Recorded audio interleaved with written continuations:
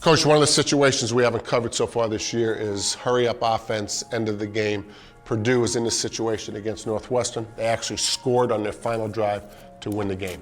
So if you would take us through some of your philosophies about 2 minute and how you approach it. This situation, the only rules are try to get 10 yards. Do not force the ball. If it's not there, throw it away. You got plenty of time. You're allowed to mix a run in there. Save that timeout, which Purdue did an excellent job. The most important play is the first play. How do you get it going? Purdue actually had an incomplete pass. So now there's a little bit more stress. So they call a play here that gets 10 yards and they stop the clock. Remember the rules now. If it's outside of 2 minutes and you go out of bounds, the clock does not, it restarts on you. Right. If it's inside of 2 minutes, it starts on the snap. That's a big part to understand the 2 minute drive. So it's a +10, so the chains are moving. They have one timeout left, right. About 2 minutes. We get a little more urgent, but still not, they're not in a hurry. This is just hurry up. It's not panic time yet.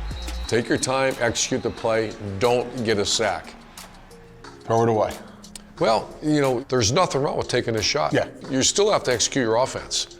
You can't just throw chains and 5 short throws. You got to push it down the field. And they felt they had a great matchup. This is a touchdown. Yeah, it really is. I think this is a great call in this situation. Sure. Okay, regroup no and downside. go again. Clock stops, hustle back. Nothing wrong with that. Okay, here you go. Now, I wasn't a big fan of this when I first saw this, but we can discuss this. So this is just a little rollover out. It's hard to imagine Northwestern not getting this guy down, because if they get him down, they would have had to burn a timeout. Right, and they have one left. That's it.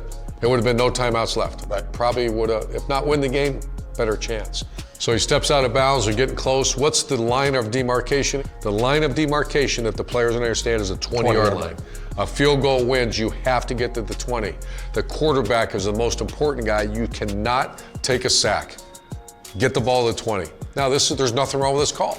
Okay, once again, it's 147, second down and 4, okay. And the key thing for the viewer is right here. They have one timeout left. Remember, if that Northwestern corner would have tackled him, that was gone. Right. It might be the difference between a win and a loss. So there's nothing wrong. They have a timeout left. And it's still, I'm not panicky yet. It's 147. You only got to get another, 15 yards. Yeah, you got 18 yards to go. Right. We can do this. We can do this. Keep practicing. Go, get it. He gets hit. I like what Purdue here. They did not burn a timeout. They're hustling the line of scrimmage. They go to the next play. Now you're at 133, one timeout left. And this is an intriguing call. I think Northwestern plays it very good on defense. They got the spy. It looks like they expect him this play. It's a little pick route down here. You got the whole player. Now this is key for the viewer. So it's third down. Right. He gets hit for no gain. Right. And Purdue, as fast as they can, they do what? They call timeout. Everybody take a look. So now the game has just changed dramatically for the offense.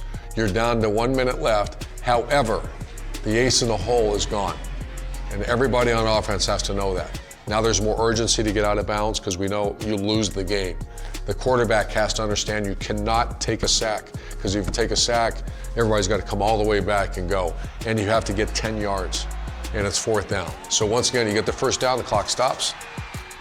So, Coach, as it turns out, on the fourth down play, there was a penalty against Northwestern. The ball gets moved all the way down to the 22-yard line. Yeah, 22, remember I used to call it the line of demarcation. You have to get to the 20-yard line. 22 is pretty good. I still would want to try to get to the 20. However, this is for the player's responsibility. They don't need to know about milking the clock. So you take a look here. And if Northwestern's struggling on offense, but you're facing one of those Oklahomas or, Ohio State, those great offenses, you want to give them back the ball with 0 time left. But that's not the player's responsibility.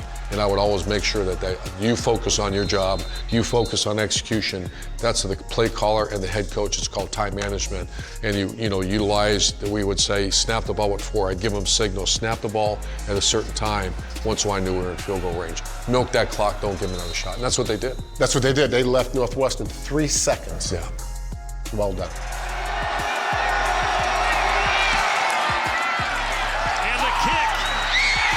Teeth of the wind is good.